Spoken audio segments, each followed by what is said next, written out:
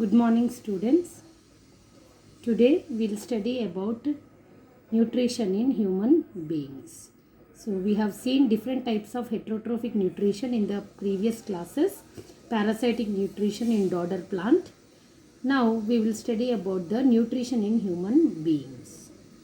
So how is the arrangement of alimentary canal in the human beings? That means your digestive system.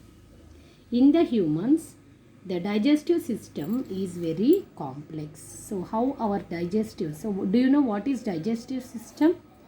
It is one of the system which will help in digestion. That means it will help in the digestion of your food, whatever you take. So you are saying nutrition. Nutrition means food. So whatever food you are taking as a human being, what is happening to that food? That means the food is getting digested. And why it is getting digested? Because of the presence of a system, and that system is digestive system. System means collection of different parts. So you have different parts which are performing the function of digestion. And in human beings, this digestive system is complex. Complex means it is very tough. So complexity means tough. So why you are saying tough means here, complex or tough meaning here is you have different things to understand in the digestive system. There are different parts which perform different functions, and they are known to release different enzymes. The parts, different parts which are present in the digestive system will release different enzymes. That means you have to study all these. What are the enzymes which are produced? Okay. And what are the juices, digestive juices which are released?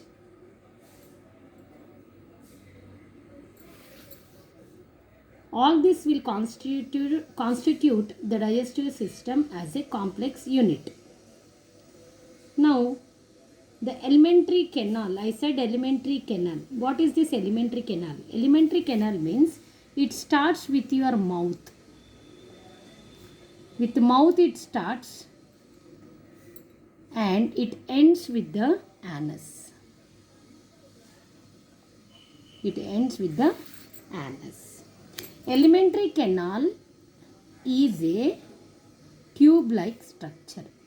Canal means you know how a canal will be, like a passage. So here also for the food to pass, the alimentary canal appears as a tube. So this is a tube-like structure which will help in passage of food. Tube-like structure which will help in the passage of food, and it contains different parts. So alimentary canal contains different parts. So the tube is having different parts. So what are the different parts and what are the different functions which it is performing? What are the different functions these parts will perform? We will study. So do you find it complex now? Yes, digestive system appears to be complex, but once you understand it becomes easy for you. So let us see how the digestive system appears. Before seeing, as a human being, so as a human being, if you see with mouth, this is the mouth. So with the mouth, a tube-like structure will start and it ends in the anus. So it ends in the anus, it starts with the mouth. Can you see the central region? So all this region contains different structures inside. So from here food is entering, and once it enters, it passes through the tube, esophagus, and it enters this region. And this region contains different parts like liver, pancreas, okay, gallbladder, small intestine, large intestine, like that. So we will see all those structures which are present inside the digestive system. Okay. Can you see here how the digestive system appears? It starts with the mouth. So can you see here, it starts with the mouth, and after mouth you have a structure called as esophagus, and pipe-like structure. Can you see esophagus? And near to the mouth, can you see a structure like this, leaf-like structure? This is a salivary glands. These salivary glands will produce enzymes. Now this part is the esophagus, and this tube-like structure, I said alimentary canal is starting with mouth and ends with anus. It is a tube-like structure. Can you see the tube? Yes. So this is esophagus.